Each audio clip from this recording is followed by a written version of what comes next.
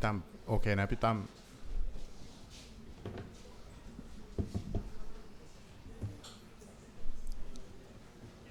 Okay.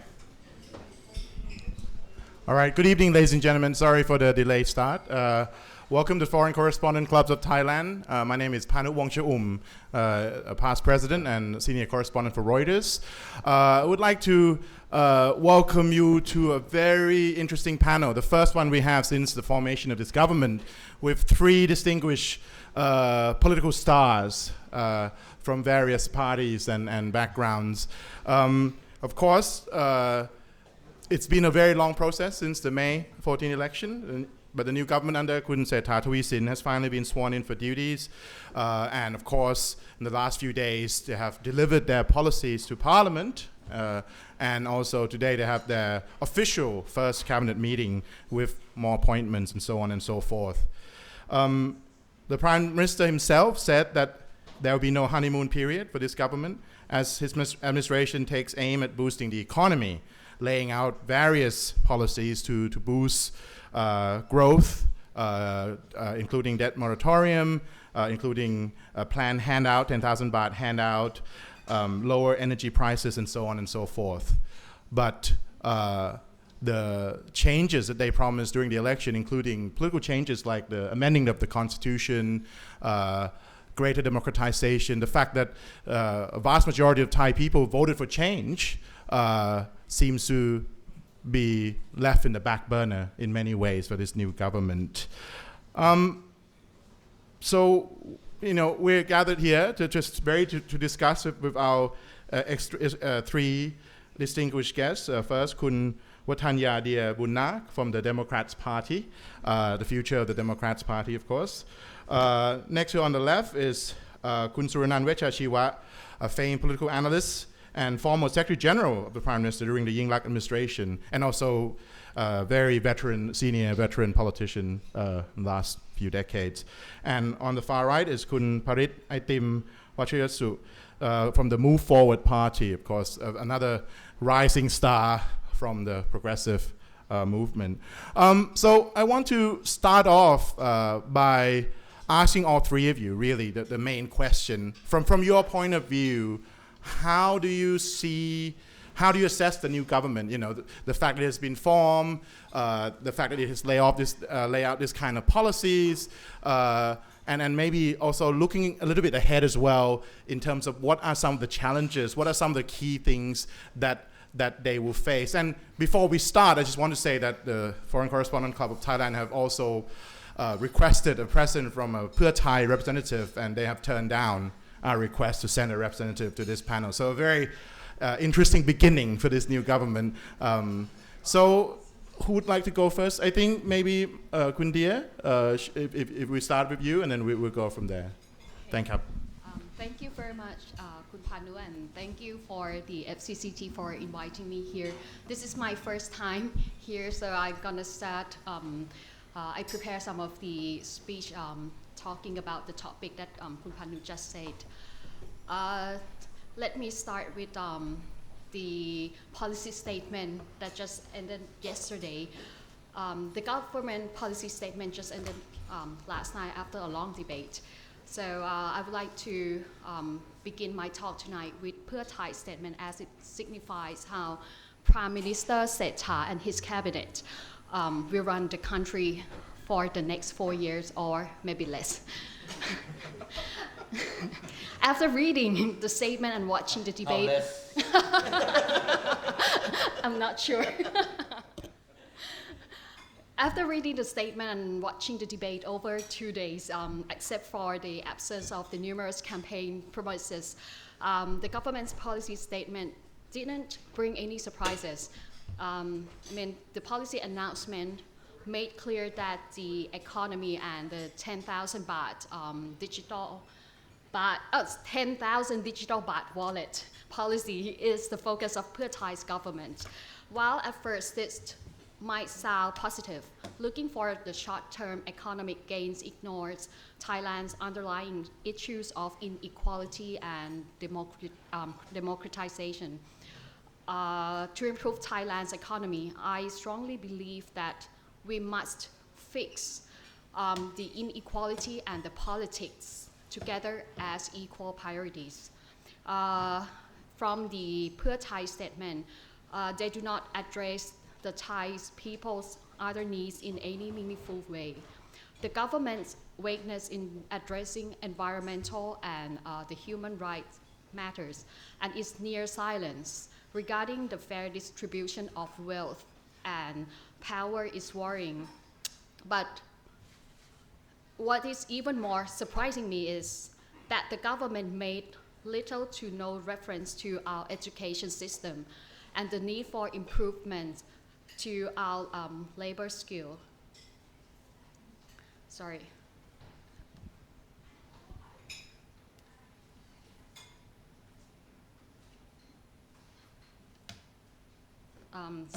Sorry.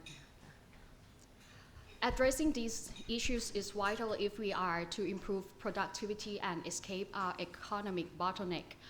And what happened to the whole new constitution they promised to write the day they left their coalition with Moving Forward Party?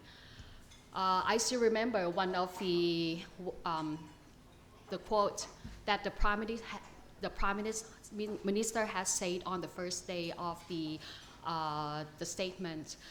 The Prime Minister said that this government needs to go for broke. What comes to my mind at that time is, I think it is not just the government is going for broke. It's evident that Pheu Thai wills their 10,000 digital baht wallet as a make or break moment for the party as well. With their supporters showing their disapproval of forming the government with previous ruling parties, they aim to use 10,000 baht payment to buy back of their trust and their popularity from the people. Despite the economists warning that it is unlikely to provide any long-term benefits to Thai economy, they are not concerned that the long-term needs of this country is just improving their popularity for long enough to survive the next election. Anyway, I will stop for sharing every criticism I have of this week's policy announcement to be more focused on what's next in the Thai politics. The future of Thailand at this point is more than a discussion of individual parties, but the shape of the Thai politics as a whole. The Moving Forward victory demonstrates that people aren't happy with the political status quo. It demonstrates that the power structure in Thailand is changing. People want their voice not to only be heard, but actually respected. However, the media's focus on Moving Forward Party misses some bigger picture. Regardless of the political party people support or where they stand on the political spectrum, the feeling is the same.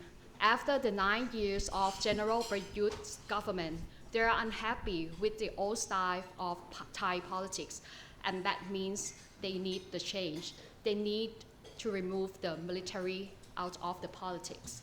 Throughout the election, there was a feeling of hope that we were done with patronage politics, that democratically elected officials with the relevant knowledge, experience and skills could help transition Thailand to the future.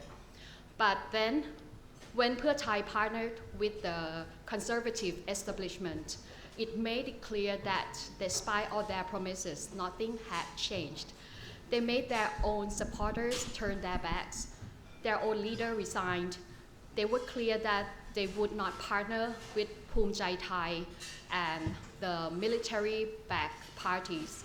And here we are with the government almost identical to the last.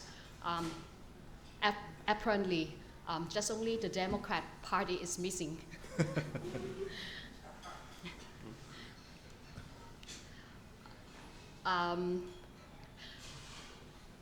The Thai people are not naive. They know that our independent political bodies are not truly independent. They know the deals being made are in the best interest of the career politicians, not in the best interest of this country. the conservative establishment remains in control, and with the military's backing, they effectively dictate the course of Thai politics and Thai people. So, while many initially predicted that this government would fail to survive for the full term, in this case, in my opinion, I think it's becoming clear that the most powerful institutions in our country now have come together to maintain their status quo. So what's the way out? Thai society needs reform, but this can only come from a government with a clear mandate from the people and the willingness to listen to their wants and needs. Certainly, the moving forward party victory indicates that Thailand is changing.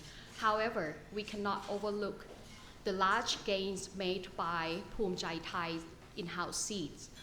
The Phum Thai winning 70 area MP seats is a considerable success, particularly when you consider that they only managed to win just only one party list seat. Unfortunately, that we do not have time to go into their budgetary problems. So the next election will still be a battle between the patronage system and the progressive movement. Perhaps this is the reason why Democrats need the saving from the recent election, because we didn't pick outside yet. I have no doubt that in time the patronage system power will be reduced in Thailand. The last election showed us that the people's patience is running out, but we can't ignore how poverty and inequality create an environment in which patronage politics can thrive. We have to accept that alliances and compromise are part of governing. You must be able to build a strong coalition that represents Thai society as a whole. However, the members of these alliances and coalition must be chosen by the people, not bought from a few politicians or the influential families. The reality of politics is that when even your goals and your objectives are in sight, if it comes at the expense of the existing political structure, the path to progress remains blocked. This is the reality.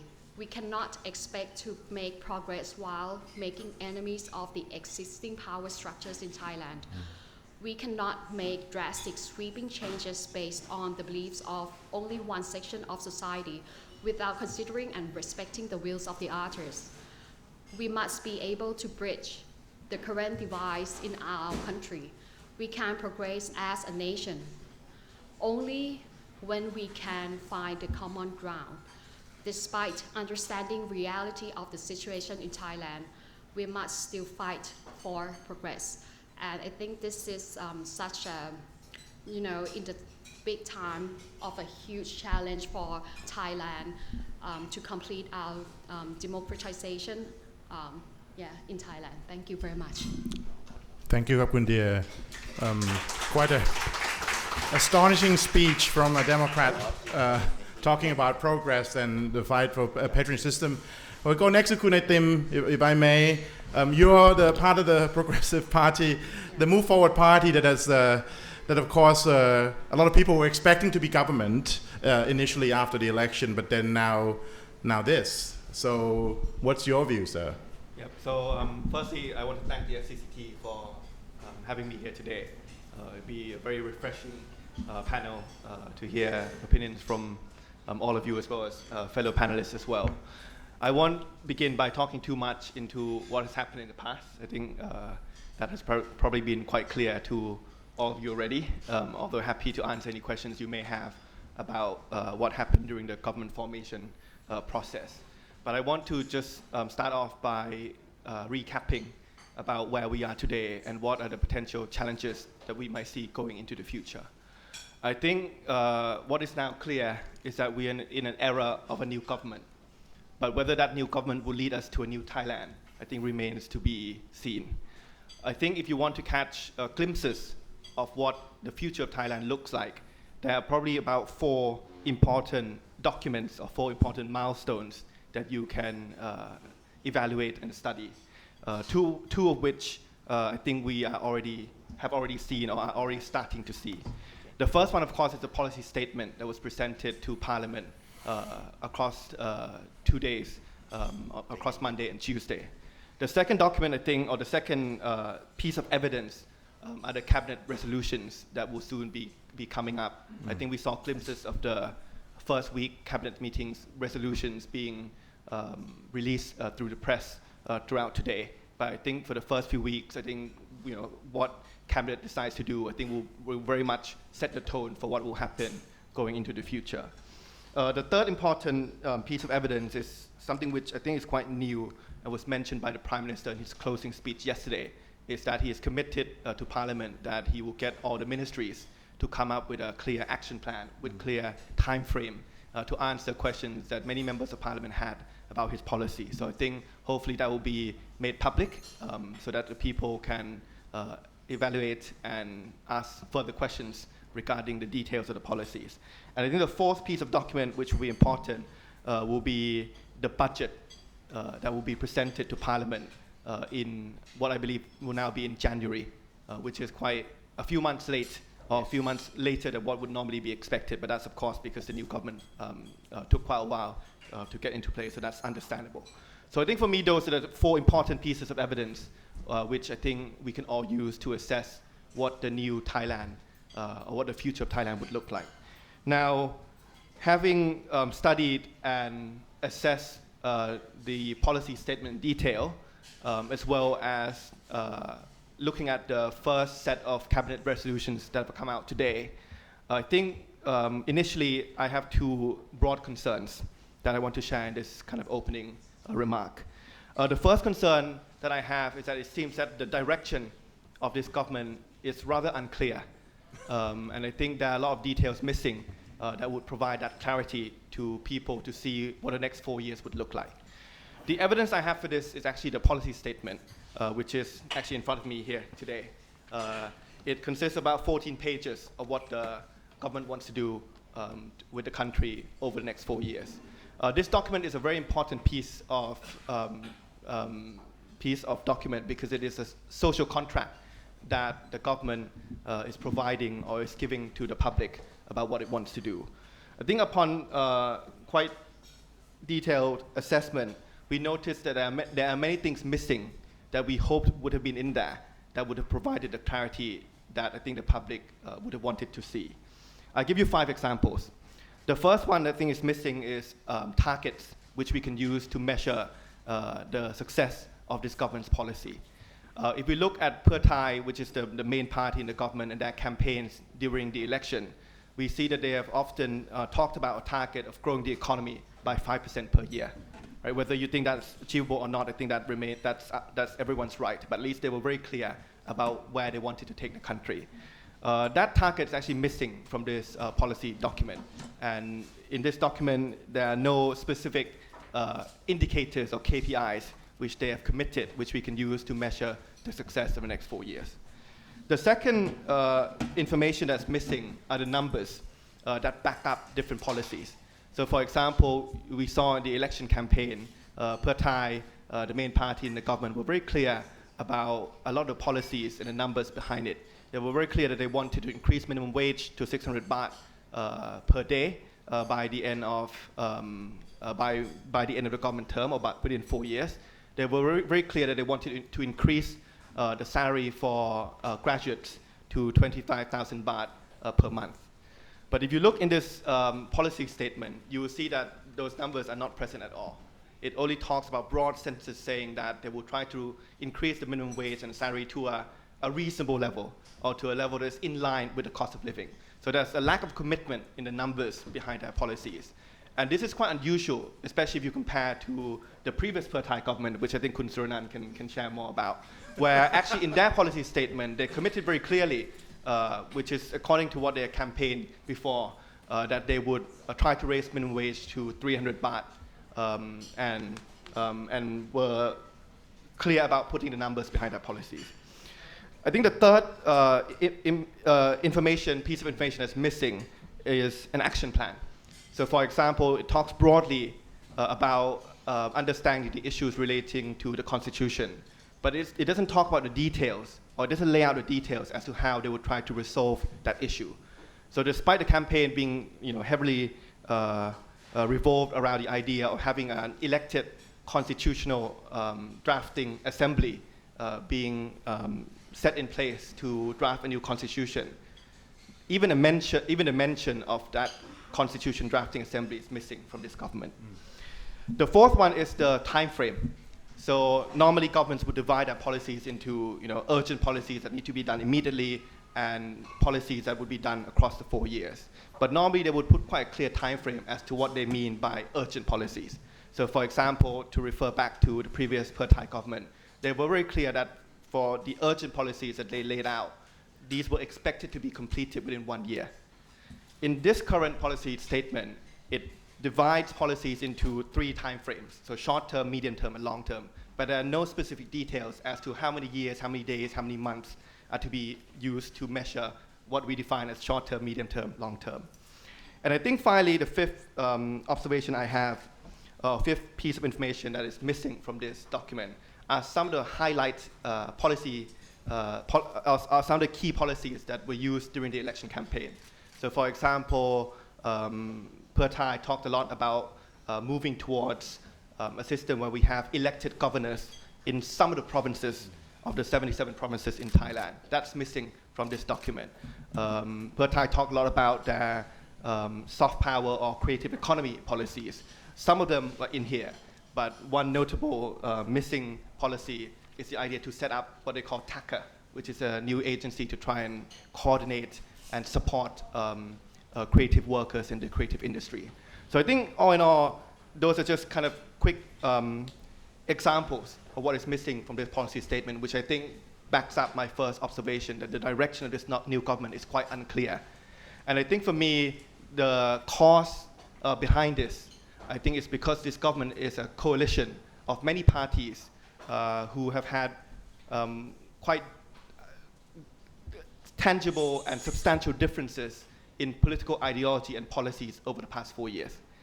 And they probably have not had enough time to discuss among themselves and agree on the compromises that needed to be made.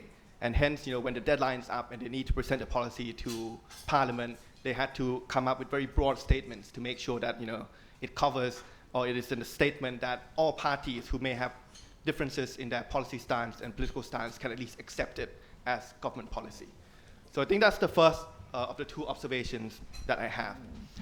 The second key observation that I have is that what is at least partially clear in this policy statement, I think is still quite worrying given the challenges that Thailand is facing.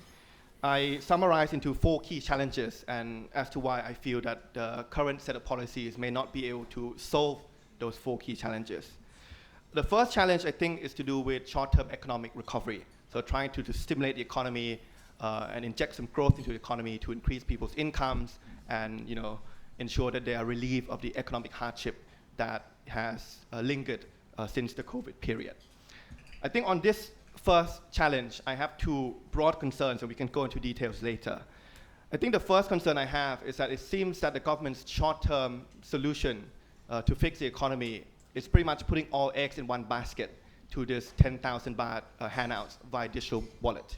I mean, Move Forward Party has a lot of concerns regarding this policy.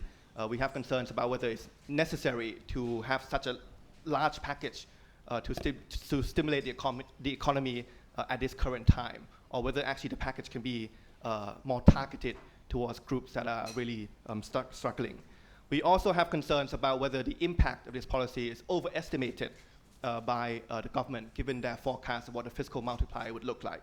We have concerns about the conditions of the package regarding the 4-kilometer perimeter, or this condition where the person who received the money from digital wallet may not be able to spend in all areas, but is limited to a perimeter of 4 kilometers or more in there that is close to where they're registered in terms of their address. And we have concerns as well regarding the technology behind this package, because if the government insists on using blockchain to back up this package or this mechanism, that could take quite a while and may not be in time to get the quick term or to quickly inject the economy as they had hoped. And I think finally we have concerns about the budget that is needed for this policy. If we look at the numbers, it will require about 560 billion baht, which is pretty much taking out the whole of what is about more than half of what is left in the budget. I mean, Thailand's annual budget is about 3 trillion baht. If you take out what is normally what have to be spent every year, for example, like salaries or welfare that is committed to the public, you get about 1 trillion baht left. So this is much taking about half of that already, right? So it's eating into other resources that could be used for other projects, for example. The second concern I have with this challenge is that some of the other policies seem to be falling into the economics of taking from the left pocket and giving to the right pocket. So for example, today I think we had good news from the cabinet meeting that they will reduce the cost or the price of electricity and diesel. But I think this is being subsidized by essentially government budget. So unless they will try to reform the structure of our electricity market to try and ensure there's net metering, to ensure that there's fair pricing, to ensure that we try to liberalize the electricity market. Unless these structural reforms are made, then eventually this is pretty much using tomorrow's money to pay for today's bills. Right? So I think that those are my two concerns regarding the first challenge. The second challenge that I have concerns about is regarding economic competitiveness. So apart from fixing the economy in the short term, how do we ensure that our economic structure is more competitive than it has been? Right? And I think the two key policies that I've been monitoring, and I'm still not convinced by this current government stance, is regarding education and decentralization. We know that a key to an economy's competitiveness is the quality of education. We know that Thailand's education system has been heavily criticized regarding its quality. Students in Thailand spend the longest hours in school compared to the rest of the world. But when we look at the outcome regarding the skills, whether it's mathematics, science, reading skills, we're still in the bottom half of the table if we refer to the PISA evaluation. So we know that at least one thing that needs to be made to reform the education system is to rewrite a curriculum to be more competency-based, to be less about injecting heavy amounts of content to a student, but more geared towards trying to foster the development of critical skills that are needed for the future, whether critical thinking, communications, teamwork, and empathy. The commitment to write a new curriculum is missing from this policy statement as well. The second example I have on competitiveness is decentralization. We know that this is one of the agenda that I believe actually the Democrat Party and Move Forward Party I think are quite aligned in trying to push ahead. Apart from trying to push for election of governors in different provinces in Thailand, we also want to see the budget be more fairly allocated between the central government and local governments. To give you an example, right now if you're in Thailand and you pay 100 baht in tax, 80 baht goes to the central government. Only 20 baht is left that is shared by local administrations that are elected by the people in different areas across the country. If you compare to countries like Japan, where they have been quite successful with decentralization, the ratio is 60-40. So if you pay 100 yen in tax in Japan, 60 goes to the central government, and you have about 40, which is quite a sizable proportion that is shared amongst local administrations. And we believe that decentralizing resources, decentralizing power will be the key to try and improve the competitiveness of Thailand's economy and ensure that the economic development is more widely spread and more fairly and evenly spread amongst different geographical areas. The third challenge that I want to mention about is on the inequality. And I think here there's a fundamental difference in ideology between the Pheu Thai-led government and Move Forward, where I think Pheu Thai-led government has been quite insistent that their vision of the economy is one of trickle-down economics, where they will try and grow the size of the cake first, and then that cake would then be large enough to be evenly spread and trying to reduce inequality. Whereas for Move Forward Party, we see the need to actually fix the inequality issue in parallel with economic growth. And we believe with the trends that we are seeing, whether technology replacing jobs, whether aging society, the crisis of inequality is only just going to get worse if we don't do anything about it. So that's why we've been quite insistent that the welfare programs that are currently in place in Thailand, whether the elderly benefits or the early child benefits, should be expanded. And that is, I think, going into opposite directions of what this government is potentially doing. I think we saw, actually, even before Kun Srettha took office, we saw a release of a document from the Ministry of Interior that actually provides a loophole that could allow for the elderly benefits that are currently given to every elderly person on a universal basis actually be changed to a more targeted system, which actually could result in some of the elderly people that are actually in low-income families being excluded unintentionally from this program via ineffective means testing mechanisms. And I think finally, the issue that I think a lot of people have pointed out over the past couple of days is on the challenge of democratization. I think given the context of how this government came about, I think Move Forward Party is quite concerned on whether this government will be insistent in pushing through these much needed democratization reforms that may go against the political ideology or the political stance of their coalition parties. Right? I think to summarize into 3 key examples. Number 1, the drafting of a new constitution by an elected constitution drafting assembly. I think this was one issue where Pheu Thai and Move Forward Party were very much aligned during the election and across the 4 years of parliament beforehand. But right now, even though Pheu Thai's minister yesterday confirmed to me in parliament that he still has his target in mind, he mentioned that there is a challenge on whether this political project will be accepted or agreed with by other coalition parties. The second example is on military reform. It's actually quite historic that we now have the first ever non-military or civilian Ministry of Defense who is not the Prime Minister, right? So on the surface, that seems like very much a progressive symbol that we might have finally the Thai military under civilian control, as it should be under democratic standards. But what we have seen, at least early indicators of what we are seeing, is that it seems that the government is finding it difficult to push through their own ideas and inject their own ideas into reforming the military. And most of the policies that were announced were mainly a continuation of the proposals or policies that were thought up by the military beforehand.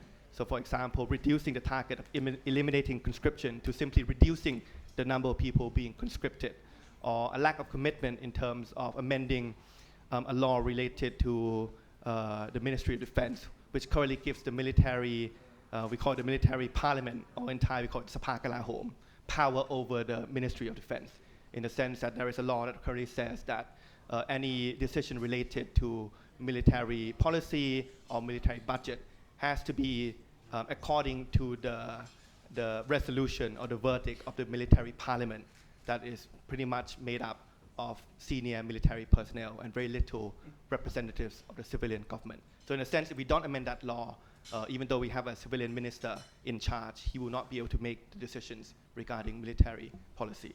And the final one is on demonopolization.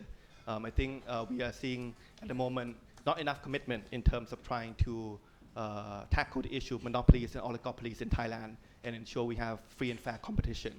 I think one key test that we will see with this government is that Move Forward Party has submitted a law to try to reform the Competition Commission to ensure that that commission is in better shape and more effective at trying to break up monopolies and ensure free and fair competition. So I think it remains to be seen where Pheu Thai and the other coalition parties will stand on that.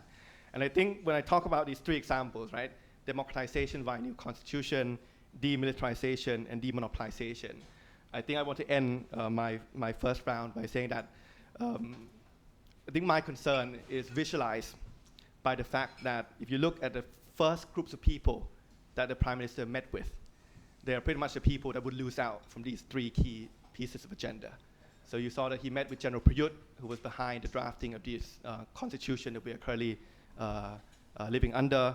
He met with army chiefs, who, I mean, they may have ideas of their own about how to reform the military, but I think it remains to be seen whether the civilian government can inject their own ideas to add to that. And I think thirdly, he met with pretty much the business leaders or the leaders of the big conglomerates in Thailand who may have concerns about some of the demonopolization agenda the Move Forward Party is pushing. So I think remains to be seen on whether this overall democratization agenda, whether it's constitutional reform, military reform, or demonopolization, will be something that this government will push ahead. So I think just to end on that note, yep, I think overall, in one sentence, we see that the direction is quite unclear given the nature of this coalition government, and what is clear is still quite concerning. Thank you, Kap Kun Itim. Very comprehensive outlook on the lack of clarity and the challenges ahead. Before we go back to you, I want to go to Kun Suranan, but of course, a big caveat is that Kun Suranan here is not representing Pheu Thai party anymore, obviously. He was for more than a decade, of course, a senior figure in that party. How do you see this whole political situation play out? So now more as an observer than a player at this stage. First, I have to thank Kun Panu for inviting me. And when I first heard that Kun Dia is the first time that she is here, I was thinking 20 years back when first I was here as spokesman of Thai Rak Thai. And you asked me good questions, but you also grilled me on this stage. And I survived, and I've been here many times in various capacity during my political career. But this is the first time I'm here that I can truly and fully say that I'm not here representing any party. Some of my friends here will say, you are still a politician, but I'm not. I prefer to be a political commentator now on TV and on radios. It's the first time I give political comments with which they pay me. They don't pay me that much, but Well, at least I have 2 gin and tonics here already. So. And I feel old being here with Kun Parit and Kun Dia, because now Kun Panu is calling me senior, which 20 years ago I was like the rising young blood of Thai Rak Thai. And now I'm senior, I'm supposed to give you wise words. But as I said, after 2 gin and tonics, I won't have any wise words for you. Let's go back a bit. I think the political situation here is a bit murky, as Kun Parit has been saying, and it's been murky for quite a long while, even before the election. I think the way the election was set up, the old guards or the old conservative or the old coalition government felt that they could at least achieve 100 plus votes, especially in Ruam Thai Sang Chat, the General Prayut's party. And of course, they were expecting that Pheu Thai will come in first. I think everybody in Thailand probably think Pheu Thai will come in first. Kun Parit, you are the aberration, you move forward, came in first, but I voted move forward, 2 ballots. So that was something that was different from the scenario that people were thinking that would happen. The scenario is that I think this plan of trying to box in Pheu Thai was there from the very beginning, with the factor of Kun Thaksin himself, the desire to come back home, and the political landscape that they still felt that Pheu Thai is not to be trusted, but has to be boxed in. Now when Move Forward wins and quickly joined with Pheu Thai, I think that was a great move. I was wondering why Kun Pitha came out at 6 p.m. and said that we're going to create an alliance. I think, I don't know the inside story, Parit can tell you, but I have the feeling that was a smart move, because that kind of bring the democratic coalition together. And they have to. Move Forward got 14 plus million votes, and Pheu Thai got 10 plus million votes. Together they have 25 million votes. And that 25 million votes is for sure vote for change. The best General Prayut could come up was 4 million votes, that 10 party list members. So it's clear that they want change. Now, once they want change, there is something going on behind the scene. You conspiracy theorists out there would love it, but I can't say on stage. I don't want to go to jail with you guys. To kind of, I think the strategy to box in was put aside for a while because of this coalition, this new democratic coalition between Move Forward and Pheu Thai. So the strategy then was to divide and conquer. They have to somehow divide the alliance between Pheu Thai and Move Forward. And breaking that alliance is not that hard because Pheu Thai already have a separate agenda of many things that is not with Move Forward. For example, if Pheu Thai came in first and Move Forward came in second, Move Forward wouldn't have a chance to become the coalition partner. I suspect that Pheu Thai will just bring in Phum Jai Thai and everybody else in from the beginning. Now that divide and conquer actually worked with Pheu Thai finally. Move Forward couldn't do it because of this constitution lock with the senators be able to impose their will on the people's will, which is ridiculous, but it's there. And you guys have been in Thailand for a long while, so it's always ridiculous like this. Now, once they have that in place, they broke the alliance. Pheu Thai is now forced into the same path that they want. I call it in Thai, it's like Khai Kon, maybe in English what? Labyrinth, and a maze.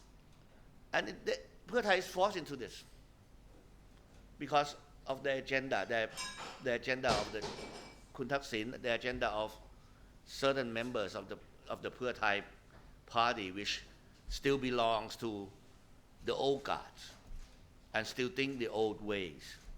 I'll comment on Move Forward later, but the old ways. So they are forced into this rabbit hole where, you have to just walk through. It's going to cost you a lot. They got banged on the left side, right side. It's all bloody hell. They see this small white light at the end of the tunnel or the hole, and they don't even know that if that white light is a real light. There could be a guillotine waiting there for them. But now they are forced into that hole. They are forced into this coalition. I said forced doesn't mean they don't agree. I said forced because they have no other choice. With the establishment, the Bangkok elites, the army, and the oligarchs in Thailand putting their heads together and say, hey, we can let Move Forward into a government. Not yet. Not ever. Okay? Well, we'll find a way. But in any case, I think that's the scenario. So I have to say this because by breaking that alliance, Pheu Thai has lost the faith of their voters, of the democratic side. They lost their legitimacy of the democratic side, and now Move Forward holds that flag or that torch solely. Pardon Kundia, the Democrats have to find a leader first. But she'll be there. She'll be there. So that means that Pheu Thai now lost that faith. Now they are in the positive side of the balance sheet with Move Forward. Once they break that alliance, they're in the negative side. And they had to actually capture the prime ministership because if they let it slip, then it could go to Anutin of Phum Jai Thai. I even suspect it could go to Kun Pirapan of Rwam Thai Sang Chat. Because the conservative side, the right side on the spectrum, feels that they trust those people more than even Pheu Thai. That means when Pheu Thai formed this government and Kun Srettha becomes the Prime Minister, it's a high price to pay. Such a high price that Pheu Thai doesn't have the say. They have 141 votes. Phum Jai Thai have 71. They won more party lists than Phum Jai Thai. Phum Jai Thai about 3 party lists, 2. I mean, Kun Nevin 3, I think. Kun Nevin doesn't care about. I don't say Kun Anutin. Kun Nevin Chichop doesn't care about party lists. He wants his 71 votes, and he got 71 districts. Phum Jai Thai is another force to be reckoned with, not on the democratic side, but there will be a force there. Now, Pheu Thai has to pay this price. They couldn't have all the economic ministers that they would like. Actually, if they were in with Move Forward and could form a government, I'm sure they could convince Move Forward to at least have most of the economic ministries with them, because Move Forward, although have the right ideas in certain areas, still is very inexperienced in running a government. And the experience that Pheu Thai has could combine very well with the progressive, young, energetic drive of Move Forward, but that didn't happen. So now we are all with all the old people, where Kun Srettha and Pheu Thai also boxed in. They are in a government where they could not kick anyone out. Because Phum Jai Thai is 71 votes and the rest is, as you know. If there's a problem in the coalition government, they have to negotiate. They have to try to keep the government afloat. Kun Dia have 22 seats. I mean, her party have 22 seats, but it's not with her. Oh, is it yet? No. Okay? And I hate to say this, I don't like it at all, but the Democrats Party is now being called a spare part party, because the 22 votes could matter. But it matter what? I mean, if Phum Jai Thai takes out from the coalition, then the coalition is gone. There is no other choice. Move Forward will not join Pheu Thai for sure with this kind of condition. So they're boxed in there. They have to try to run this government and get through, hopefully, with a Hail Mary pass, the 10,000 baht digital wallet, that this will buy the fate of the Thai public back. It won't, but they think that way, right? The problem with this kind of situation, what Kun Parit wants to do, what Kun Dia wants to do in terms of the younger generation, has to be put away in the short run and in the medium term, if 4 years is a medium term. Because every party will have their own cake. The cake is already divided, right? Each party will propose projects and programs which serve their interests, either business interests, or either political interests, or their business interests, or their alliance business interests. And in a cabinet like that, I don't admire Kun Srettha sitting at the head of the table at all, because he can't refuse anyone. If Kun Anutin, as Minister of Interior, propose certain program, who's going to say no? Right? Because Pheu Thai will say, okay, I'm going to have to propose some program. And I don't want Kun Anutin to say no. That happens in the cabinet. I was there. I was one of the 36 sitting there. I was lucky and fortunate because Thai Rak Thai got the majority then. So most of the people in the cabinet are from the same party, which can at least communicate. This is not communication between parties. It's negotiation and leverage of what you want and what I want. Kun Srettha might have best intentions. I know him personally.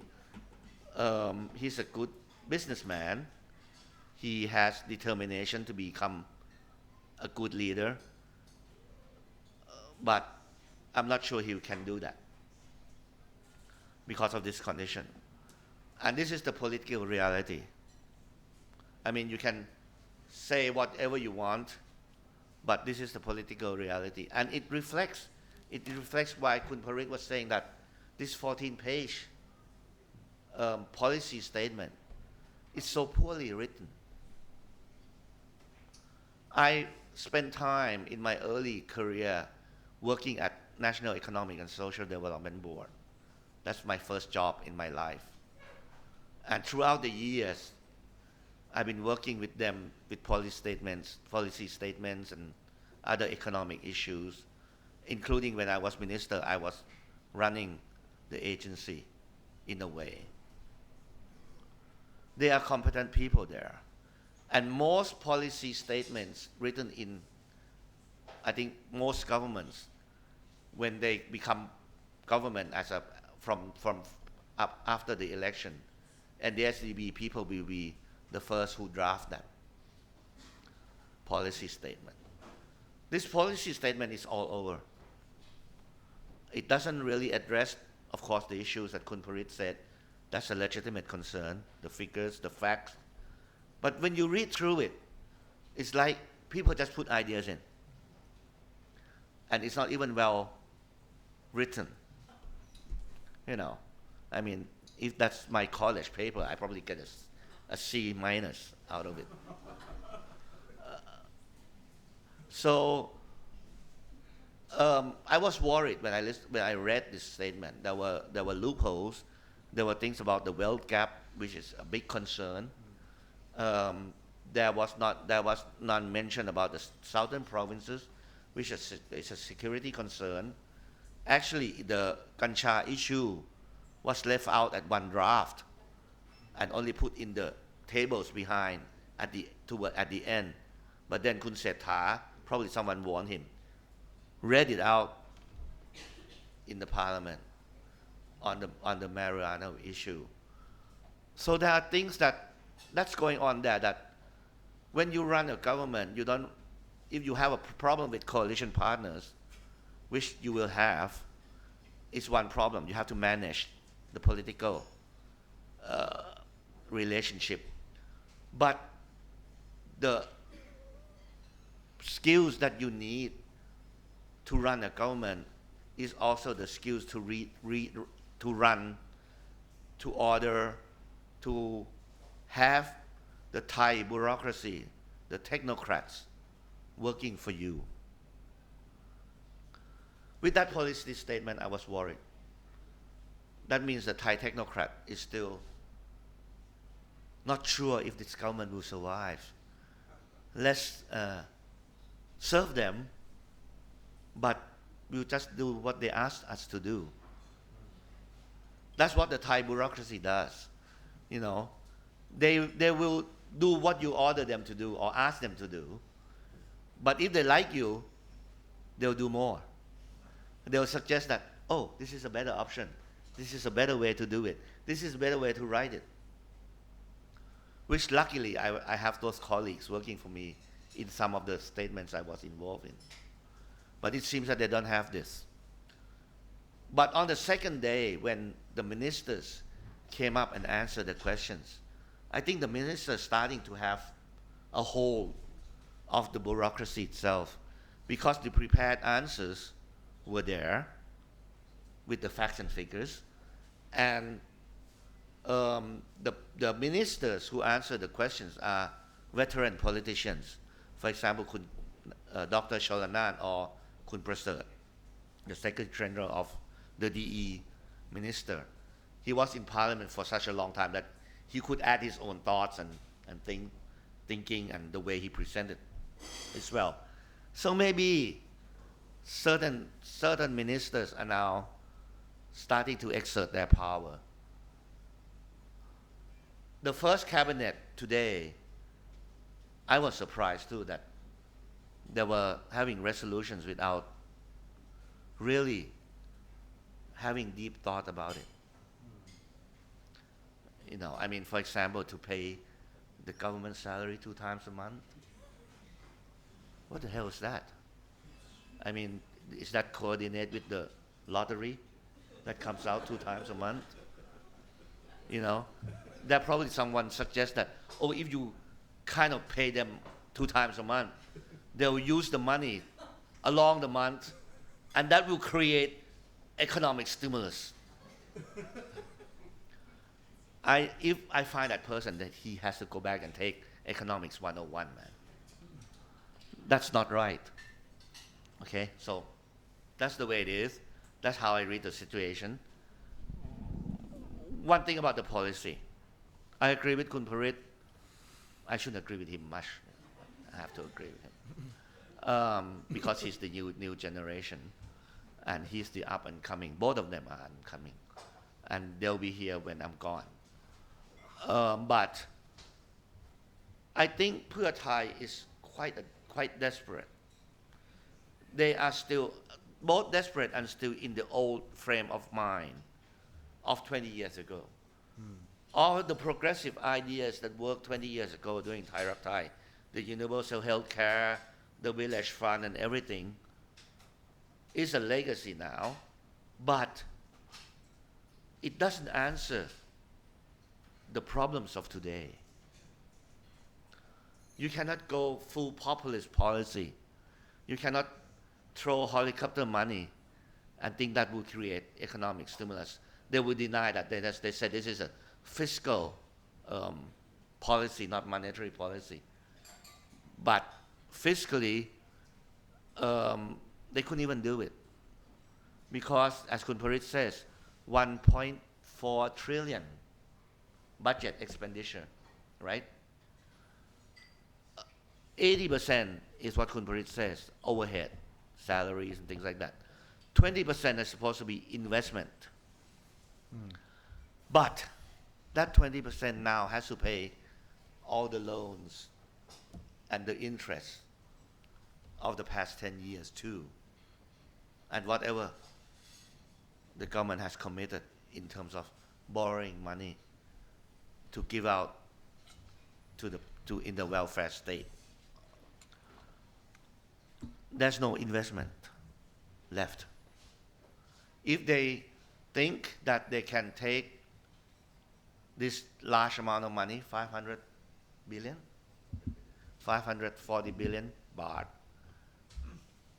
and put it into basic Keynesian equation of have the consumer stimulate the economy, it will not go there. Once, when Kun Srettha announced in the campaign, and then there are 4 people who came out and explained, you know, Dr. Promin, who's now Secretary General, Dr. Surapong, who's now with the new soft power thing, which I still try to understand, Kun Pheu, which I think now is the Secretary to the Finance Minister, and Kun Srettha himself said different things. Kun Pheu actually start off with the multiplier of 7. I was like, okay, I flunked economics a couple of times, but no way. I mean, it's going to be good enough you get 2 rounds, and the first round is the one that's going down. Now, if the first round of the money that's going down, and in the 4 kilometers from my house have this famous convenience store, which is all around. You know, I was down in Samui this weekend, driving half the island, and every 4 kilometers there is a convenience store. How are you going to spend that 10,000 baht? You're going to spend it in that convenience store. My wife said, okay, I'm going to Emporium, M Quartier. Okay, yeah. But you already spent my money at M Quartier. You don't have to spend 10,000. Spend it on the street food. That's what they want, but it won't. They would go, you know, and end up, there's no multiplier, because once the large corporation take that money, It's not going to multiply out. The problem with Pheu Thai right now, they are still dreaming in this old context, while actually they have the brains to really look at it and say, it is a structural problem that we need to address. I think Kun Srettha, being a businessman, it will not be happy with that policy statement. He read it and he made mistake of reading it a couple times, but it's not a business plan that Sansari would propose to the shareholders for sure. But he also knows that the country needs both economic restructuring and political restructuring. It may take a painful restructuring. It may need investment in the infrastructure that would go a long way more than spending 500 billion baht on, buying stuff. But this structure, if they could convince the public that this is the right path that we have to endure to make us a modern country, or at least keep up with all the threats of the world where the economic situation is failing in China, in the States, the EU and us is not that great. The political situation where it also includes the security question of South China Sea, Myanmar, and a lot more. These have to be put together. If they can convince the public that they have this kind of plan, then they will gain the confidence of the Thai public. And they will also gain the confidence of the Thai establishment that they are so afraid of that will kick them out again.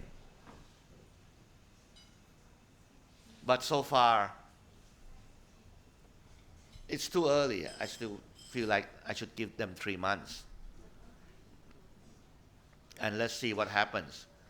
But I think I feel the same way as Kundia and Kun Parit, that there is a lot of work to be done.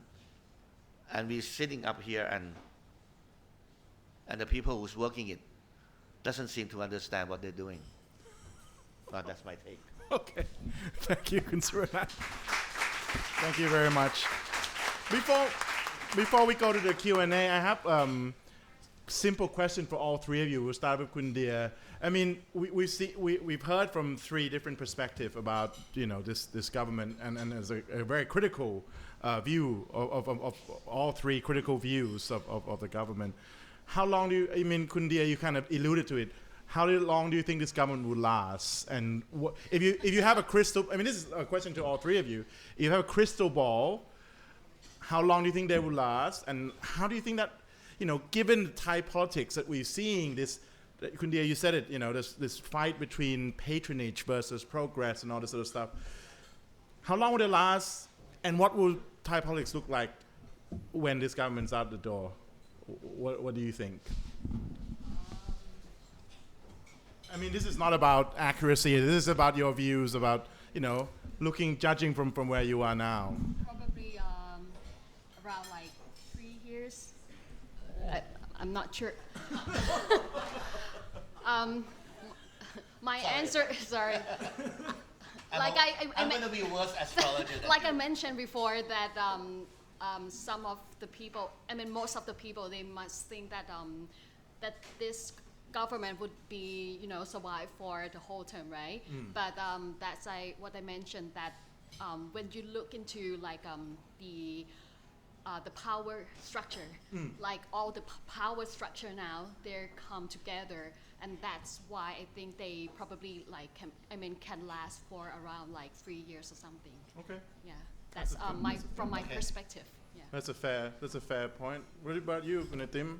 How long do you think? Maybe this will get laughs from Srettha even more, but I think they will last a full 4 years. Wow. Oh. Wow. I genuinely they will last a full 4 years. Yeah. And I have 3 reasons. Firstly, if we're talking numbers, it's quite a strong government. Okay. About 310 plus, right? Which makes the the opposition, in terms of numbers, quite weak and mathematically quite difficult to take down the government. Secondly, I think they all, despite their ideological differences and their policy differences, they have one common goal or one common thing that they want to avoid, which is elections. Right? Because I think if we look at the by-election results in Rayong, it's actually quite interesting.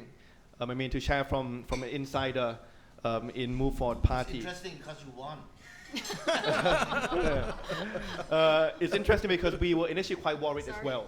Because if you look at the 5 provinces in Rayong, 5 constituencies in Rayong, this was actually the constituency where we won by the smallest margin. And with the nature of by-elections, the voter turnout is normally quite low, or much lower than the general election. And we know that a lot of our voter base are people who may have their home address in Rayong, but they may be studying or working in other provinces. Right? So we were going to this by-election actually quite worried. But despite the fact that voter turnout did decrease, we won with quite a convincing margin. I think what's actually interesting is if you look at the share of voters or the share of votes between Move Forward plus Pheu Thai in the last election, compared with Palang Pracharat plus Rwam Thai Sang Chat plus Democrats, so the former opposition and government wings. I believe actually the share of votes for the government side might actually be higher, or at least it's almost very equal, right? Different system. But the by-election result actually ended up with Move Forward getting a higher share of the votes than Move Forward plus Pheu Thai combined back in May. Right. So I think in that sense we see a huge swing, and I think this is backed up by a poll that was done, which saw that there may be some swing in votes from Pheu Thai, especially to Move Forward, given what had happened. So in that sense, I think what they want to avoid is elections. And the third reason is I think the way that they feel that they can restore the faith of the people is through successful economic policies. Right. Whether that's enough or not, I think remains to be seen. I agree with Khun Saranan that even that may not be enough. But I think they know that they will need to make sure that they survive long enough to ensure that these economic policies are implemented and the results come out. Okay. So I think for that reason, I think full 4 years. Yeah. Khun Saranan? I can't predict anymore. I was going to predict no elections, but that's too bad. I mean, you guys, if you guys have been here with me 30 years ago when I was starting my political career, I was more fresh and optimistic like this too. now I'm 62, so I've gone darker. Still very young for Thai politics. Yeah, but most of Thai politicians are above 60 should go home. But what I think is that I agree with Khun Parit is that no MPs want to go to an election, even without Move Forward. Elections are tough. They spend a lot of money. They spend a lot of energy. And then when they have this young, progressive Move Forward threatening every constituency, they want to be in power as long enough so that they can at least wield certain budgets down to their constituency, long enough to be able to have the economic recovery come in plan, or long enough to even this Hail Mary populist policy that they can claim that, oh, we kept the promise, 10,000 baht is in everyone's digital wallet, which I haven't opened one yet. I should. In any case, I think the government will last long or not depends on 2 things. One, the more they want to make money, there will be accusations of corruption and conflict of interest. And I don't think the public will be as tolerant as in the past in terms of if there is a minister who's accused of corruption and Prime Minister Srettha doesn't do anything about it, then it would really, really shake things up. Could it shake things up to the point that the government collapse? Can't predict. I mean, in economic hard times, anything is unpredictable. a lot of conservatives that I talk to in the establishment say that no one is going to go on the streets. No, but I'm not sure about that, especially when they have these high hopes and their hopes are dashed. There's going to be a lot of conflict of interest charges coming up. I think the Prime Minister himself will face certain charges with what Kun Chuwit Komon-Visit has left talking about Sansiri's actions when Kun Srettha was running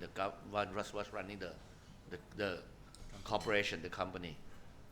That might not be fair, but it's then, and Kun Chuwit was saying that it's not legal, it's legal, but it shouldn't be done if you're Prime Minister. Now everyone is waiting. The starting point of really going after the politicians is when they declare their assets by law. They have to open their assets to the public. So Kun Srettha's assets and liabilities and whatever will be open to the public. He already said that he transferred the shares to his daughter. And his daughter also bought him the new Lexus. Which I turned and asked my daughter, when are you going to buy me one? And my daughter said, go to the toy section and get the Hot Wheels one. But what I'm saying is a joke, but that will go. There'll be certain people who comes in and say, go through their assets, work it back. The assets might be a balance sheet in present, but they could work it back when Kun Srettha was holding certain shares and things like that. They might not find anything, but they could find a lot of things. And that will happen with every single minister of Pheu Thai. All other ministers are already set. Kun Anutin has declared his assets for like 2 times now, when he was in power, now when he was MP, and now out of the office he will declare again. So the people in the old government won't have any problem. But the new people, if they're not too careful, will have problems. But the main target will be Kun Srettha. Now, if Kun Srettha is caught with a charge of conflict of interest, then the government, I don't know how it would do. There are a few candidates left. Kun Phra Thongthan, Kun Chai Kasem, Kun Anutin, Kun Phirapan. Will Pheu Thai play second fiddle to those? Can we rule him out, please? General Pravit, okay. Please. General Prayut too, but General Prayut, we know where he's going. Can't say here now, okay? General Prayut, we want him to go too, but he's still at his house, Ban Pa Roi Ta. In any case, I think the 3 viable alternatives. If Pheu Thai wants to keep the prime ministership, maybe this is the worst case scenario. Okay, Kun Phra Thongthan. If Kun Srettha doesn't survive, I suspect Kun Srettha will survive, but he'll be damaged in many ways. That will make him not as effective as he would be in this already constraint that he lives in the cabinet. So, 4 years? You want 4 years, man? I'll be 66, man. I'll see you. 3, 4. 4 years. Of course you want 4 years. You'll be 35, you can be the minister then. Actually, I'll still be 34. Oh, okay. The question wasn't what I wanted, the question was what I think would happen. Yeah. I'm just kidding you.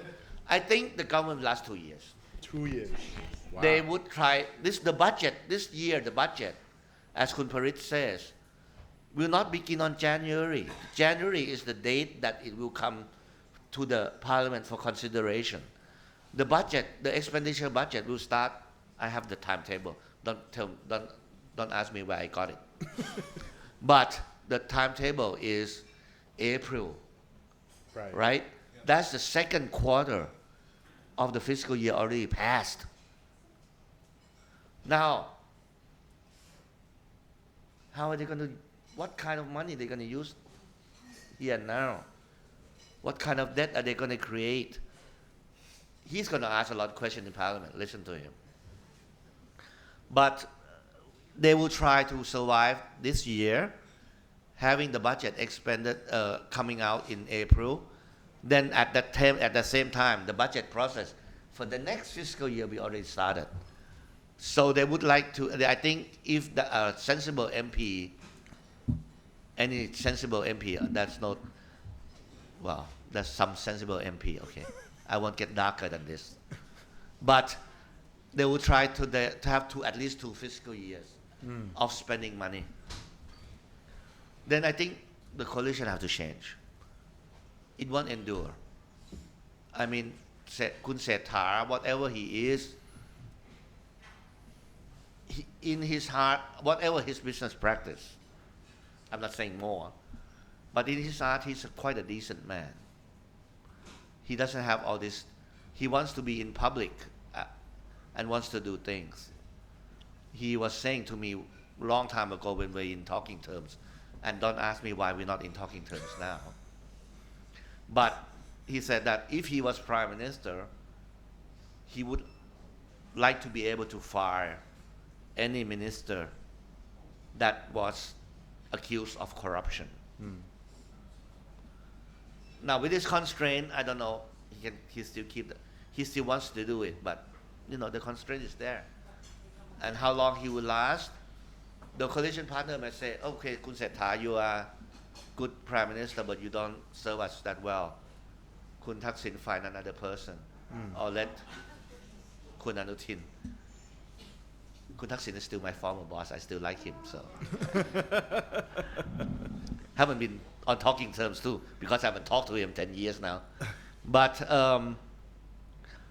then it will be 2 years. I don't think Kun Srettha would last that long. Wow. Probably I think Kun Panu have to ask for more, precise question.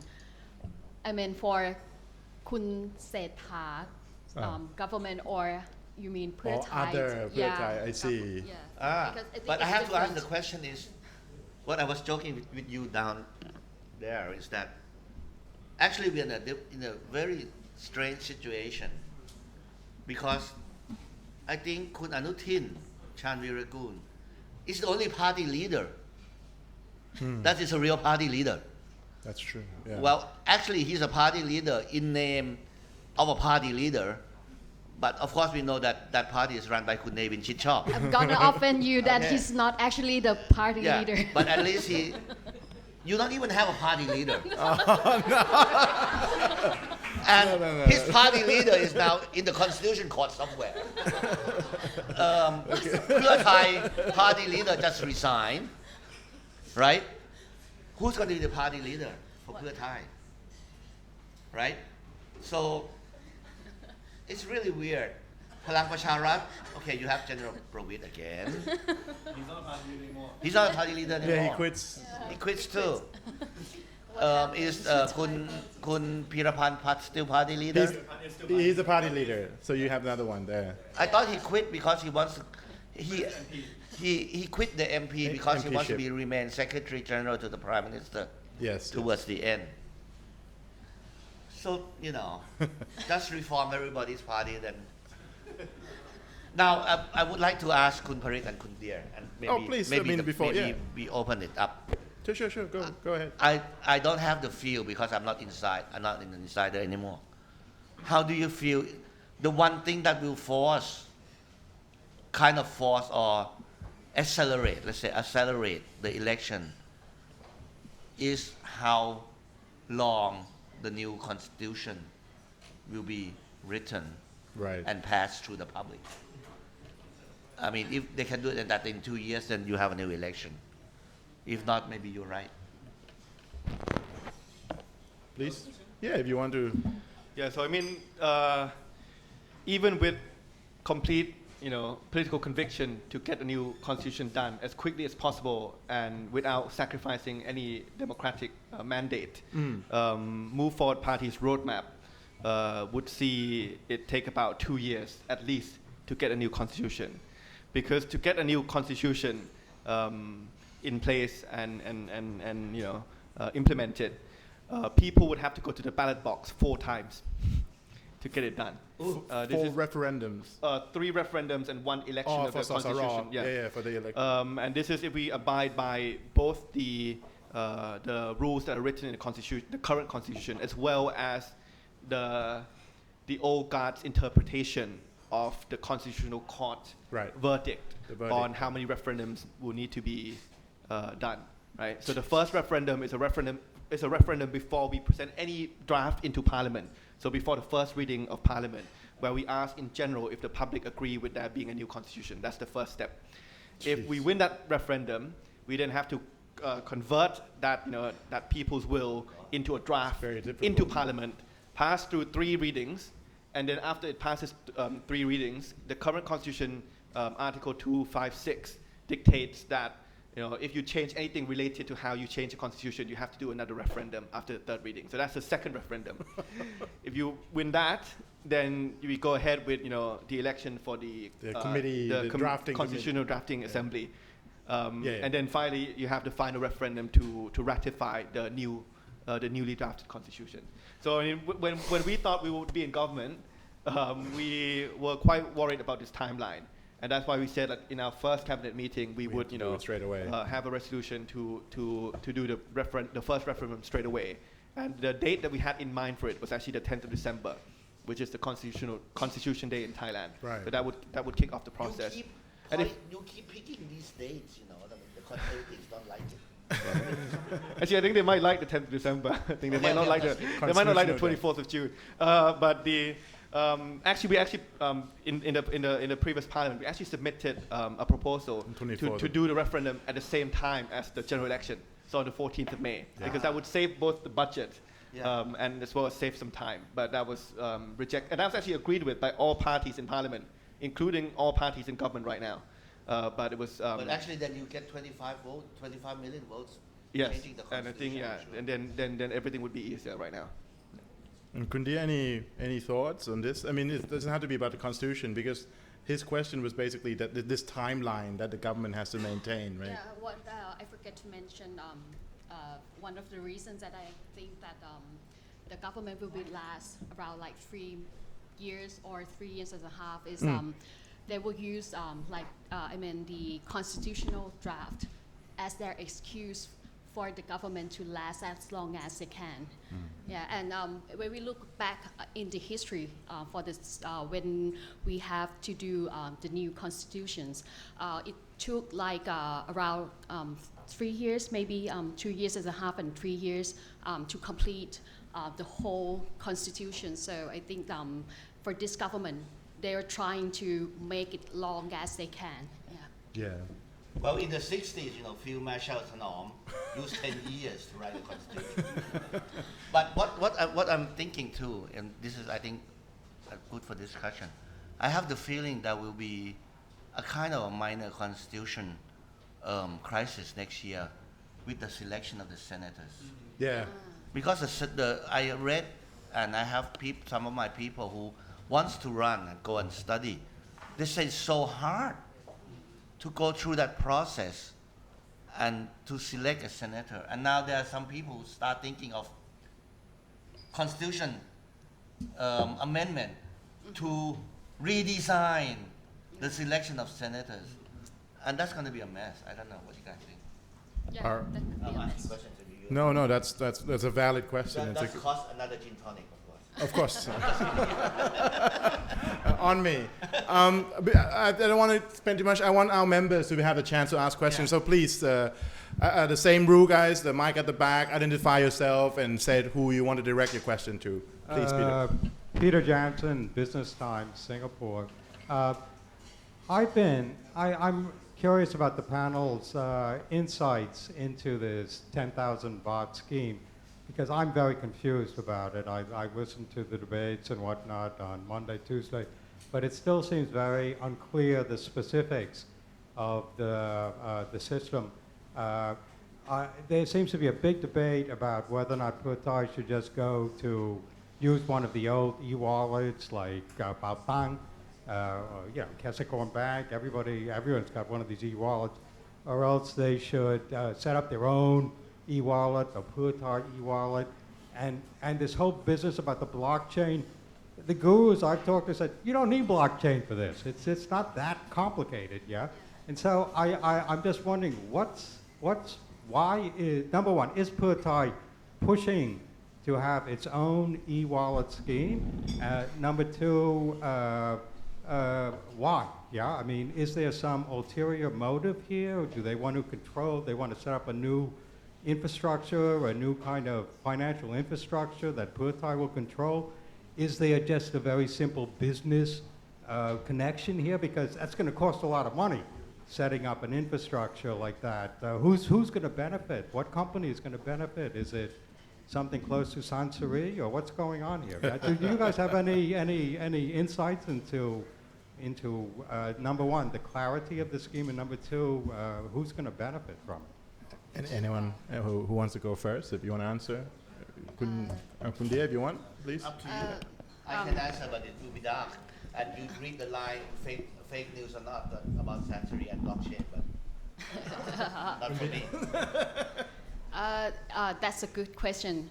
That's what I think most of the people that we are suspicious to as well. Who's going to benefit from this project? But from what I heard, because some of my friend, he's one of the team of the Prime Minister. He said that it's supposed to be like the e-money, but they will not use the same for the application, Baht, which is I still confused, every day. And they're gonna build a new application because they don't want to use the same one as the General Prayut Chan-o-cha. But they reused their ministers. I'm sorry. and that's and everything is unclear until now. The problem I think Khun Parit may have to help me on this, because I haven't been in position for a long time, but I think they are trying to manipulate the expenditure budget in a way that to increase certain ceilings. They're using Article 28 of the expenditure budget to increase the ceiling and create more room to borrow, right? From government banks. They don't want to take loans from state enterprises but they are using the same scheme that they use with, they were quoting, Gong Thun Mu Ban, but actually Gong Thun Mu Ban is only 70 billion baht, right? But actually the rice scheme has used this too. Now, even with the rice scheme, this is going to be the largest because it increases to 540 billion in one shot. It's not throughout the year. So it's going to be very, very difficult in terms of fiscal and monetary discipline that they want.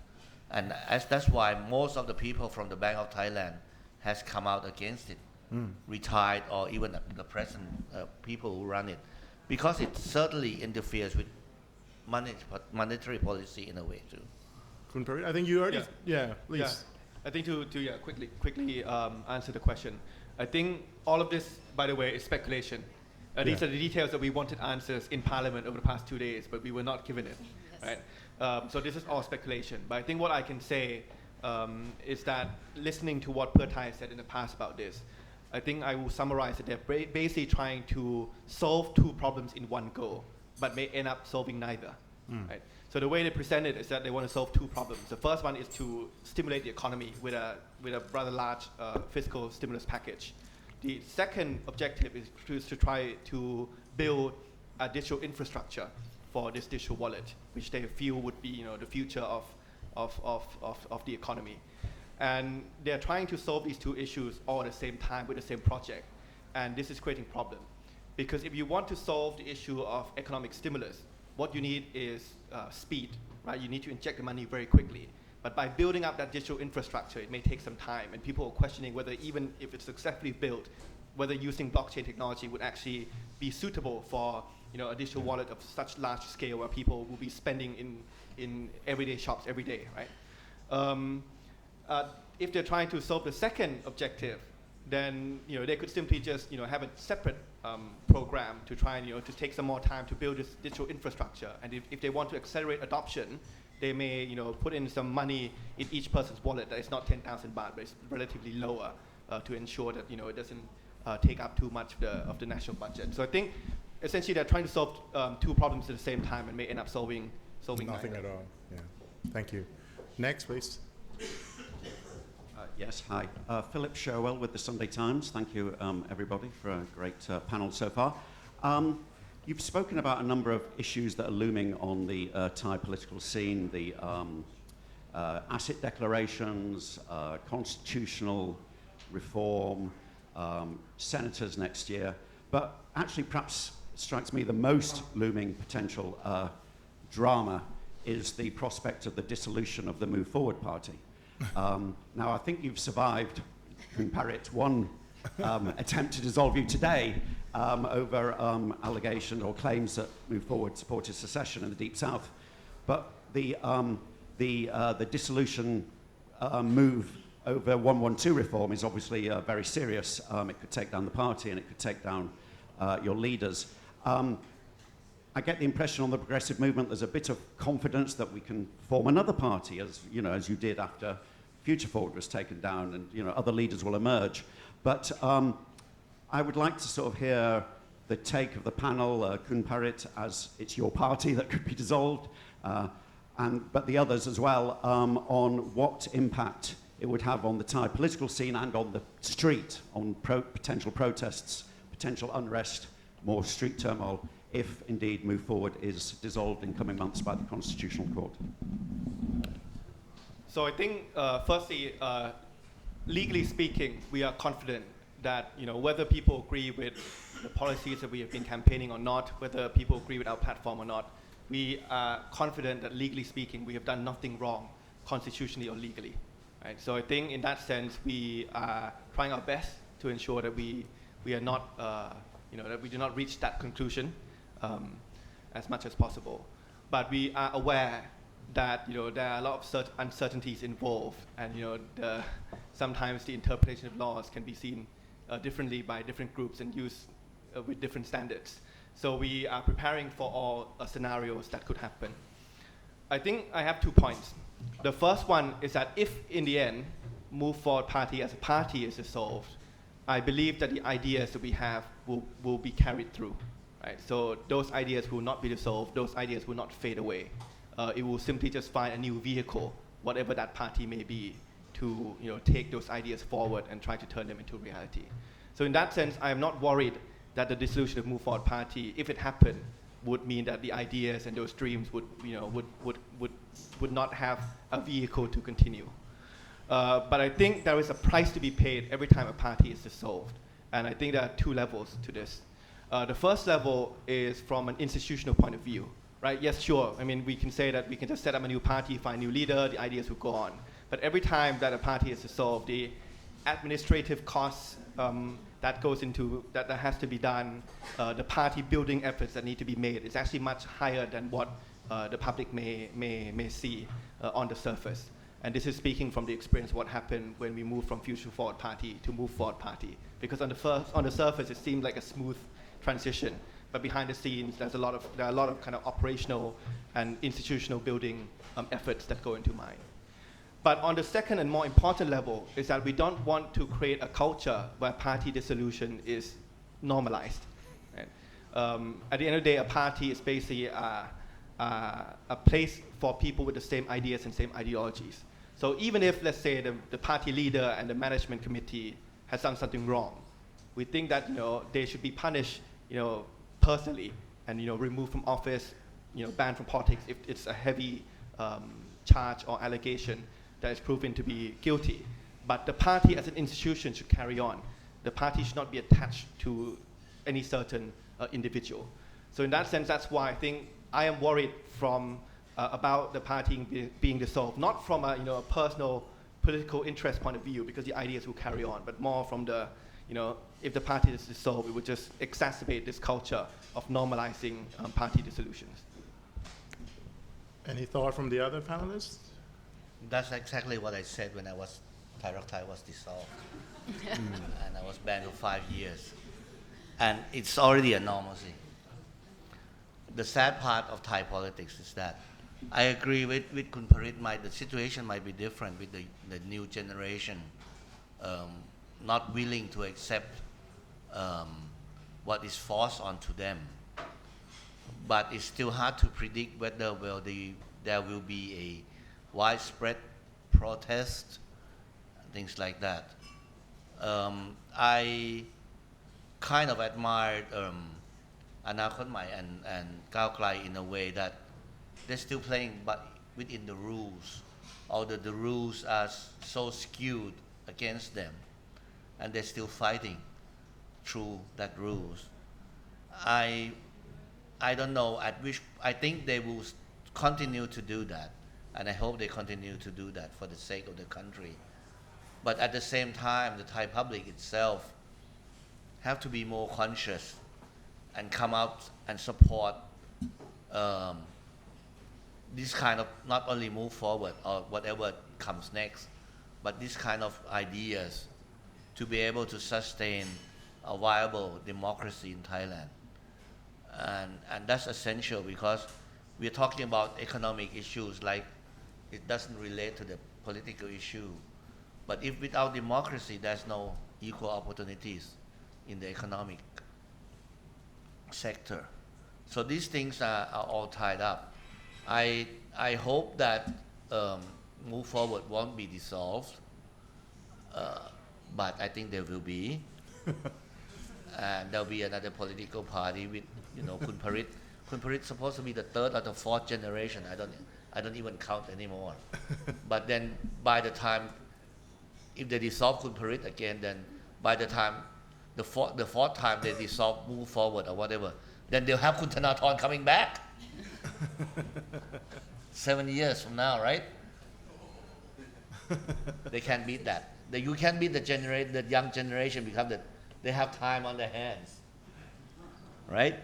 But I don't want to go that far, because I think the issues that Kun Parit and Kun Deer have already addressed is that Thailand needs to change now. Needs to start changing now. And the structural change will be very difficult, because then you set up to change whatever the form of thought that the oligarchs here have, the elites in Bangkok here have, and the military have. The military, having a civilian there, Kun Sutin is a nice guy, I know him very well. He's actually my deputy when we were spokesperson at the party. But that's just some show from the military. And they will show their true colors very soon.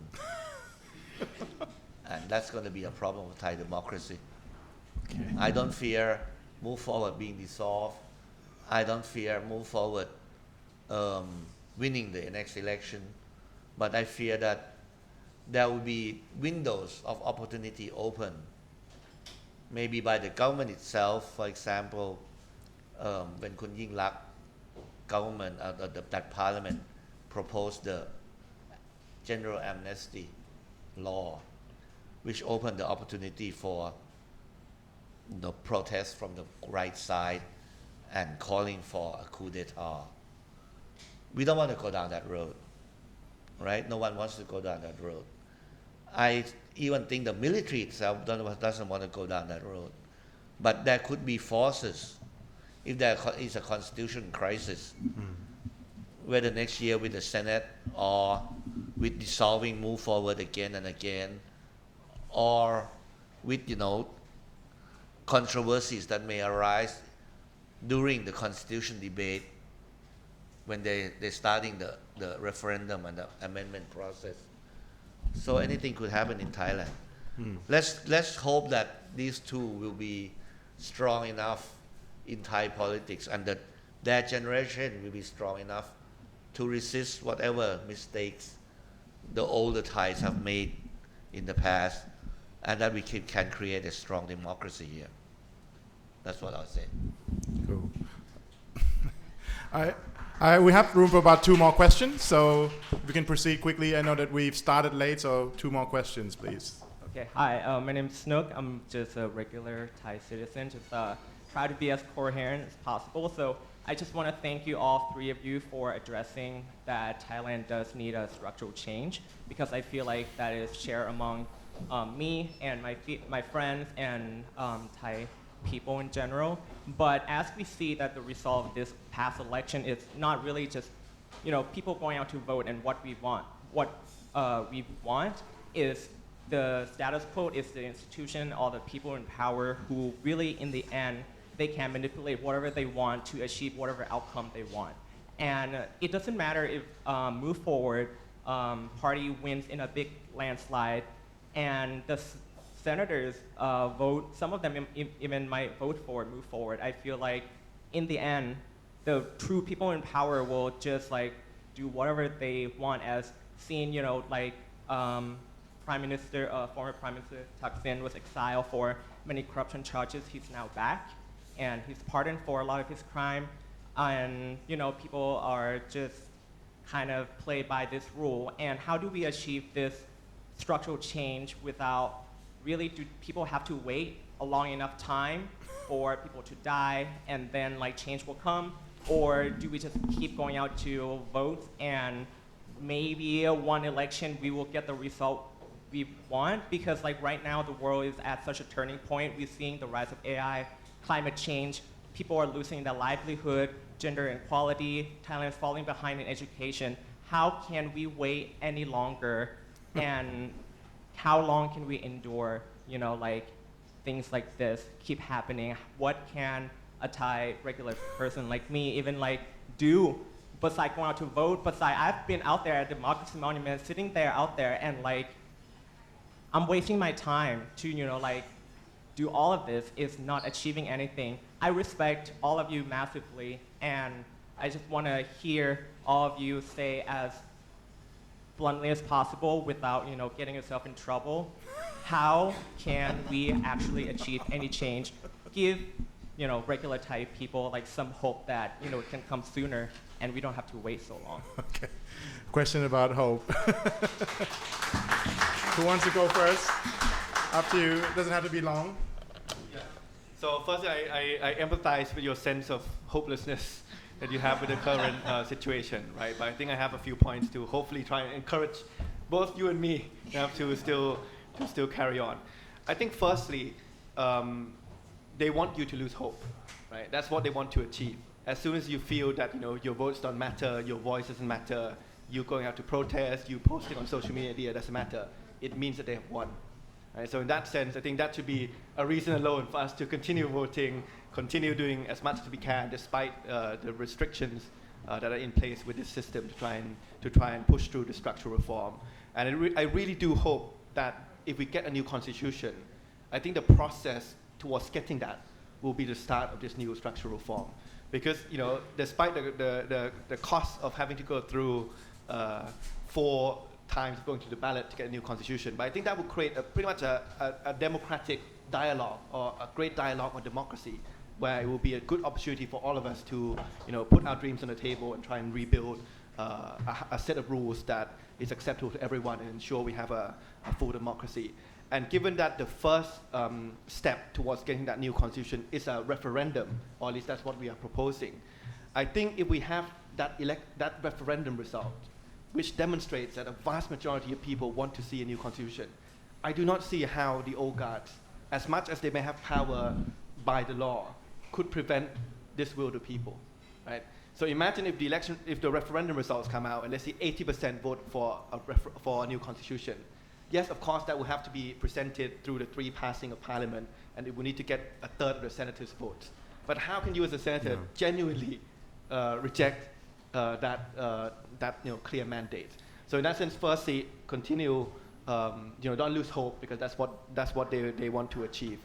Secondly, and I think this will be my second and final point, which is I think some change has happened already, right? So of course, like we haven't been able to push through the change as much as we want, as quickly as we want. But I would say some changes happen already. Right? I mean, look at the last 4 years. If we talk about Move Forward Party, we had 50 MPs. We were able to get equal marriage bill passed, although it was stuck in Parliament in the final stages.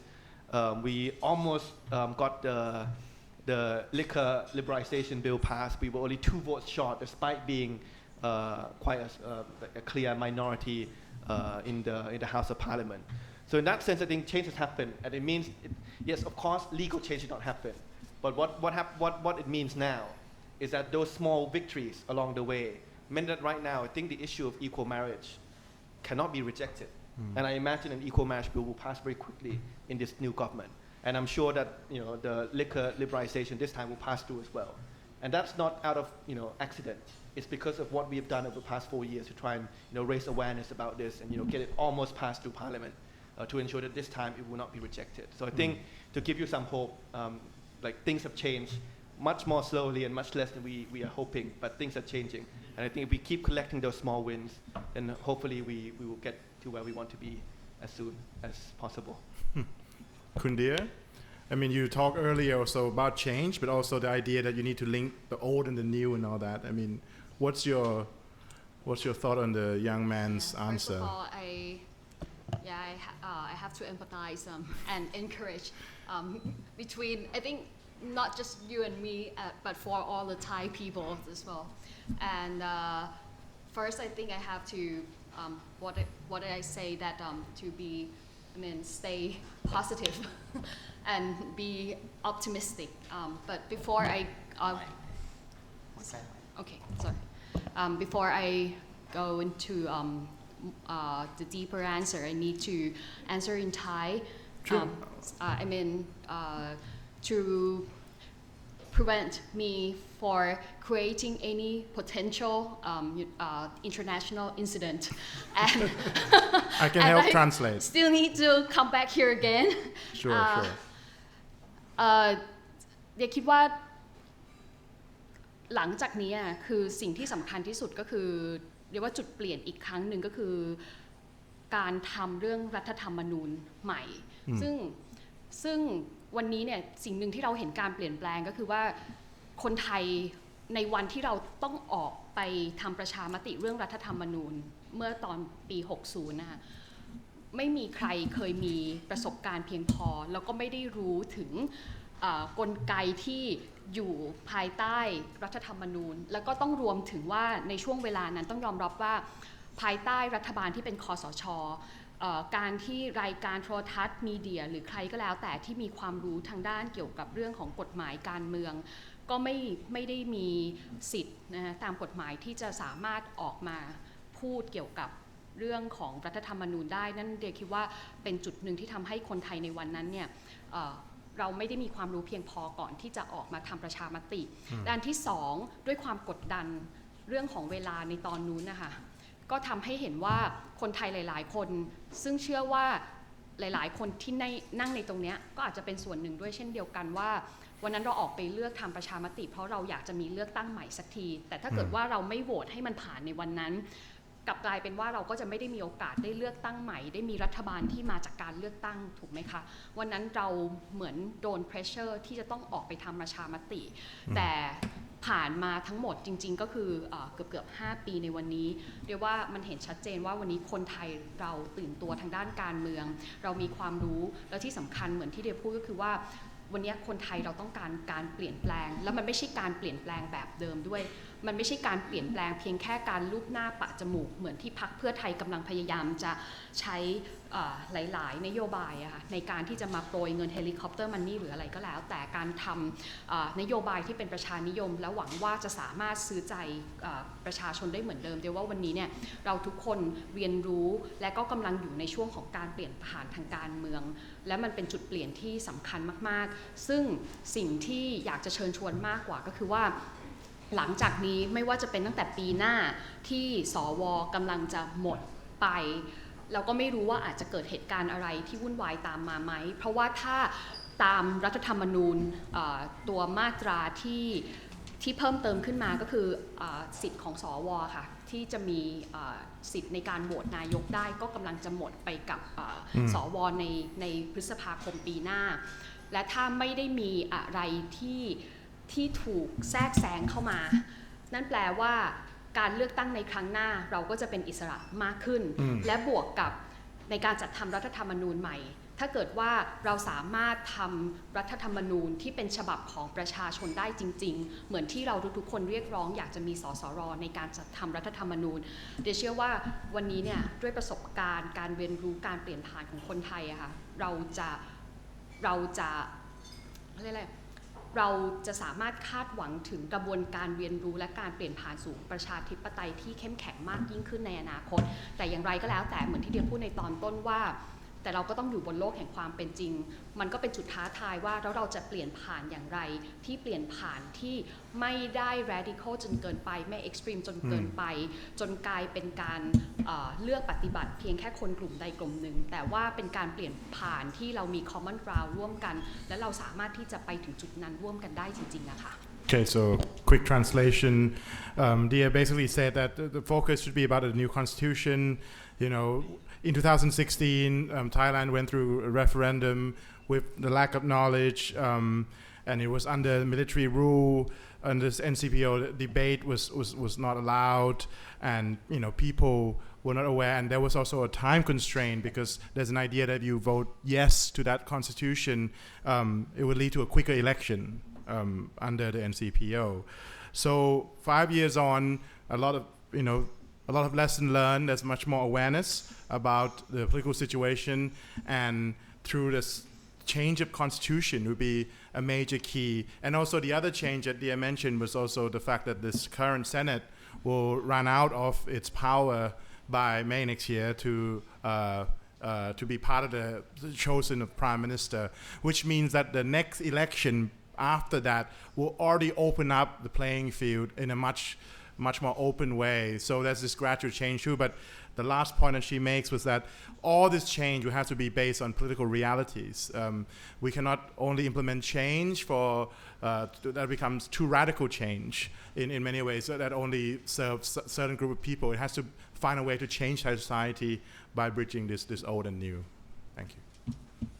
One small point for me is that Kun Parit and the move forward, and maybe Kun Dia too, has to be very careful when you present yourself, because I think in the last election that we just had in May, all age group voted for you. Now, with the language used by people in Move Forward, they are starting to alienate certain groups of people, especially the older generation, and even the young conservatives, which are there and are still very strong in this society. So you have to be more inclusive to be able to initiate and create this change that you want. That's it. Thank you. Last question, please. Thank you. I'm Pierre Prakash from the International Crisis Group. And first of all, thank you to the panelists for a very interesting conversation. I have a question actually on a topic that, strangely enough, we haven't touched upon tonight, which is foreign policy. And what can we expect from this government in terms of foreign policy? I would say generally, and maybe a little more specifically in terms, in the context of heightened US-China competition, particularly in this region. And maybe even more specifically on Myanmar, because Thailand, or the previous government, hasn't been seen, let's say, internationally as the most constructive player in trying to find a way out of that crisis. So I'm curious it's not directed to any particular panelists, but if you have views on this, I'd be interested to know how you feel this government will manage Thailand's international role. Thank you. Okay. Anyone? Anything is better than the old foreign minister. I can say.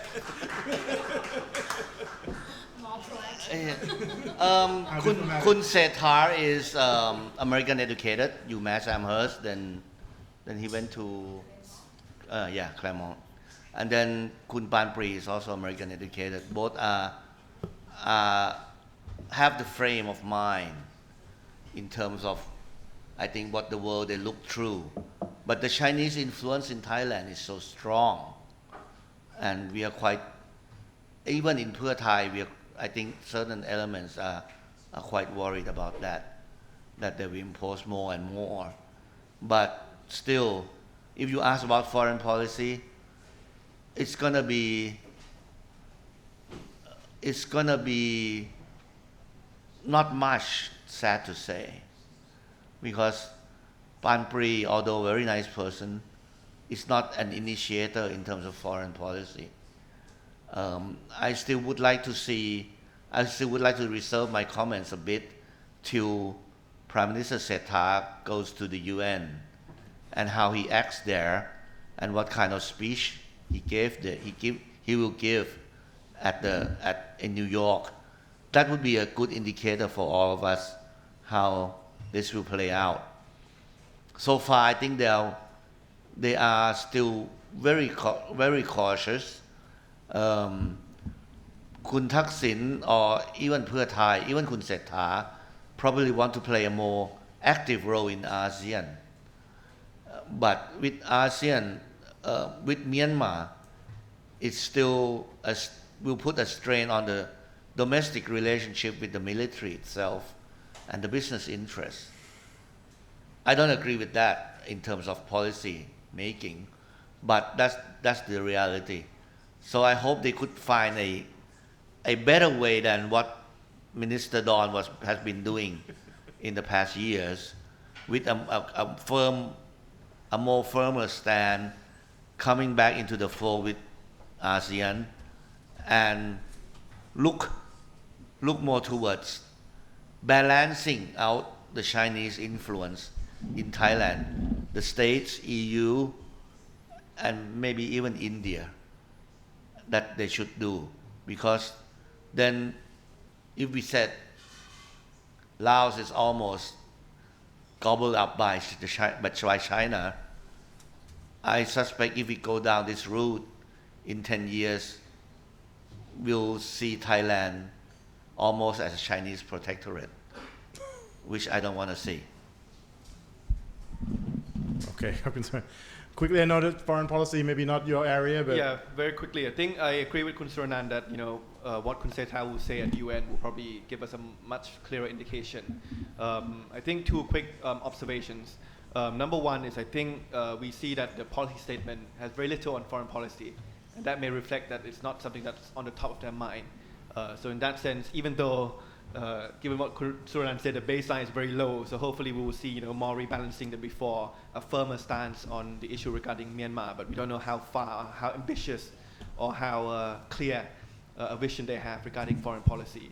The second observation is the appointment of the foreign minister.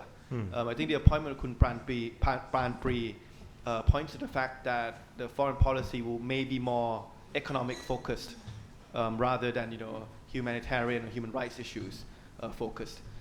So I think hopefully that this government will prove me wrong.